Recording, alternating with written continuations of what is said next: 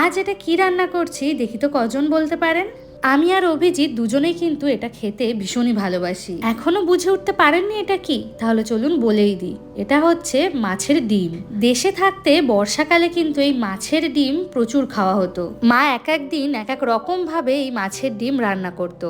তবে আমেরিকাতে এসে এই জিনিসটা পেয়ে কিন্তু আমি ভীষণ খুশি হয়েছি। বিদেশে থাকি বলে অনেকেই হয়তো মনে করেন যে দেশের কোনো খাবারই হয়তো ঠিকঠাক মতো আমরা পাই না। এমনটা যারা মনে করেন তারা কিন্তু ভীষণই একটা ভুল ঘোরের মধ্যে আছেন। এই আমেরিকাতে কিন্তু আমরা জার্মানির থেকেও বেশি দেশি জিনিসগুলো পেয়ে থাকি। তার কারণ জার্মানির থেকে আমেরিকাতে কিন্তু দেশি মানুষের সংখ্যা অনেক বেশি, এবং আরো এক্সাক্ট ভাবে বললে বলা যায় যে বাঙালি মানুষের সংখ্যা এই আমেরিকাতে অনেক বেশি, এবং সেই জন্যই বাঙালি কোনো খাবার দাবার পেতেই কিন্তু আমাদের এই আমেরিকাতে কোনো অসুবিধা হয় না। আগের দিন শাহি থেকে এই মাছের ডিম নিয়ে এসেছিলাম, আজকে নিয়ে এই দুদিন রান্না করছি। তবে আজ একদমই সিম্পল ভাবে এই বড়াটা কিন্তু বানালাম। আচ্ছা, আমাদের মতো আপনারা কারা কারা এই মাছের ডিমের বড়া খেতে ভালোবাসেন তা কিন্তু অবশ্যই কমেন্টে জানাবেন।